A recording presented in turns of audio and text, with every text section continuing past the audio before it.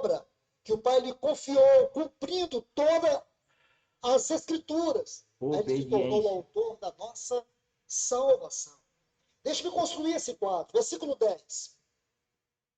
Tendo sido nomeado por Deus, sumo sacerdote, essa palavra nomeado aqui, ela traz a ideia de alguém que foi nomeado para abrir o caminho de acesso.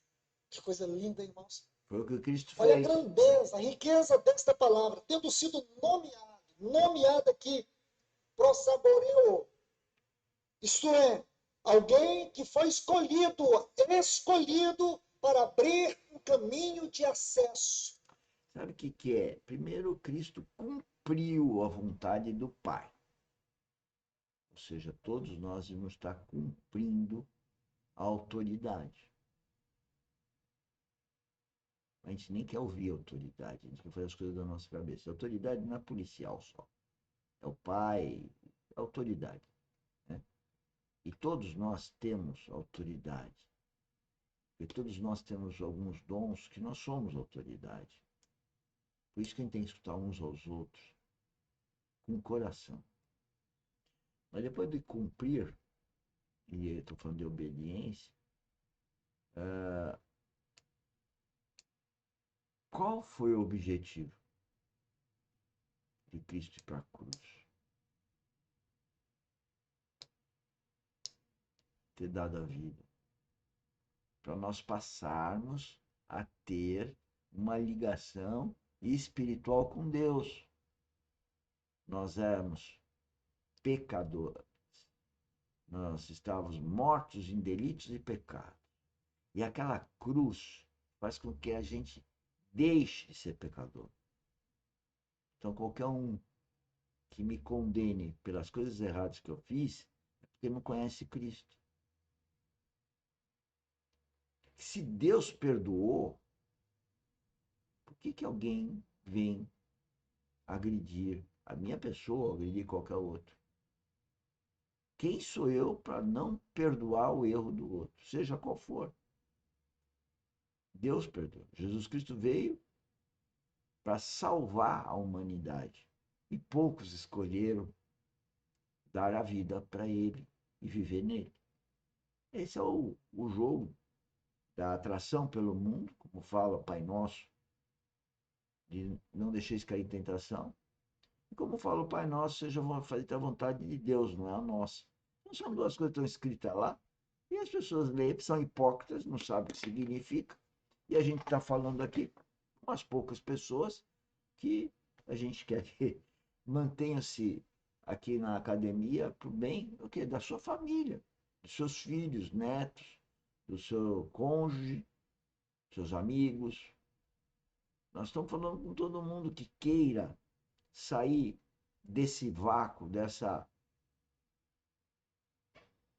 desse buraco sem fundo, desse vazio que fica procurando no dinheiro, no relacionamento, a alegria. A alegria tem Cristo. Cristo é a vida, Cristo é a alegria. Cristo é tudo. Eu não sei quem realmente escreveu Hebreus. O que eu sei, irmãos, é que os vocábulos que esse autor usa neste livro, raramente você vai encontrar em outros lugares do Novo Testamento. Geralmente você consegue encontrar no Evangelho de Lucas, no Evangelho de Lucas e no livro de Atos. Se eu fosse dizer, se alguém me pergunta, e você? Eu não sei. Mas se eu fosse escolher uma pessoa que pudesse aproximar da autoria deste livro, deste glorioso tratado, eu diria que Lucas escreveu Hebreus. A linguagem não é de Paulo. As formações de frases não têm a característica de Paulo. Paulo ele usa muito a tautologia.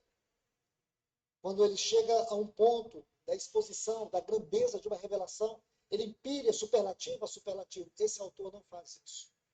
Ele escolhe uma palavra extraordinária, uma palavra que vai abrir o texto, que amplifica a leitura, a revelação. Então ele busca alguns termos extraordinários. Como esse aqui, nomeado, ele foi escolhido alguém que abrisse o acesso para Deus. Porque o único acesso que o povo de Esse tal acesso, sabe o que é?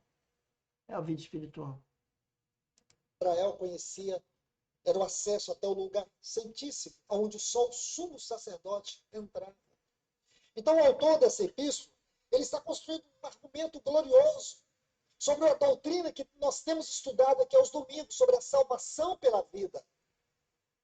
A salvação do trono, a salvação onde o nosso Senhor, ele é o sumo sacerdote. Este é um grande assunto desse capítulo 5. Aí você vê no versículo 11, ele diz, a esse respeito, temos muitas coisas que dizer, e difíceis, a palavra difíceis aqui, fala difíceis de interpretar e explicar, ou explicar e interpretar. Aí ele diz, porquanto vos tende tornados tardios em ouvir. Meus irmãos, aqui nós começamos a tocar essa exortação. Porque os versículos 1 a 10 deste capítulo 5 nos dão uma clara demonstração da riqueza deste assunto, sobre a obra do nosso Senhor Jesus, do ponto de vista do trono, do ponto de vista da sua posição como sumo sacerdote. Na Epístola aos Hebreus, ele nos é apresentado como um sumo sacerdote que tem uma missão eterna. O seu papel como sumo sacerdote não vai terminar na sua vinda. Esse papel vai continuar por toda a eternidade. Porque ele é um sumo sacerdote com ofício eterno. Então, esse assunto que ele está dizendo aqui. Agora, observe, irmãos, essa palavra tardios. A tradução desta palavra no texto original traz a ideia de preguiçoso, indolente. Deixe-me fortalecer esse argumento usando a própria palavra de Deus. Lucas, o capítulo 24 e o versículo 25. Nós vamos encontrar aqui uma descrição clara daquilo que o escritor está dizendo. Lucas, capítulo 24, versículo 25, diz assim, então disse-lhe Jesus, ó nércios e tardios de coração para crer em tudo que os profetas disseram. Você pode observar o quanto este texto está próximo desse versículo 11 de Hebreus, capítulo 5. Nércios. Então, veja como ele costura, eu chamo isso de costura, versículos da Bíblia para fazer o alinhamento com a revelação que Deus está trazendo para ele ali e passando para nós. Porque ele está falando de apostasia, ele está advertindo-nos. Está na Bíblia. Nécios. Quem são os nécios? Somos nós. Quem são os imaturos espiritualmente? Nós. Quem deve procurar a maturidade? Nós. Quem deve procurar deixar de ser nécio? Nós. E o Espírito Santo foi derramado para todos? Nós. E por que então nós não deixamos o Espírito Santo habitar nosso coração? Porque somos nécios. E somos preguiçosos. E somos atraídos pelo mundo. Temos que morrer para o mundo. Cristo morreu para o mundo exatamente para dar a vida eterna. Ele é a vida. Ele é a alegria. E tardios de coração para crer em tudo aquilo que os profetas disseram. É justamente isso. Pessoas que têm um coração indolente, incrédulo, o sentido aqui é justamente isso, indolente. O tipo de pessoa que apresenta uma insensibilidade espiritual. Então, meus irmãos, esse é o ponto. Veja que esse autor ou escritor desse texto, ele está dizendo para aqueles coração duro, cauterizado. Eu choro pelos corações que são duros, são cauterizados. E choro todo dia, que eu tenho amados que têm coração duro e cauterizado. Oro por eles, peço intercessão. Não sei o que Deus tem. Eles têm que ser melhores buscadores de Deus. E para isso tem que ter um coração de carne. Irmãos, ainda há muitos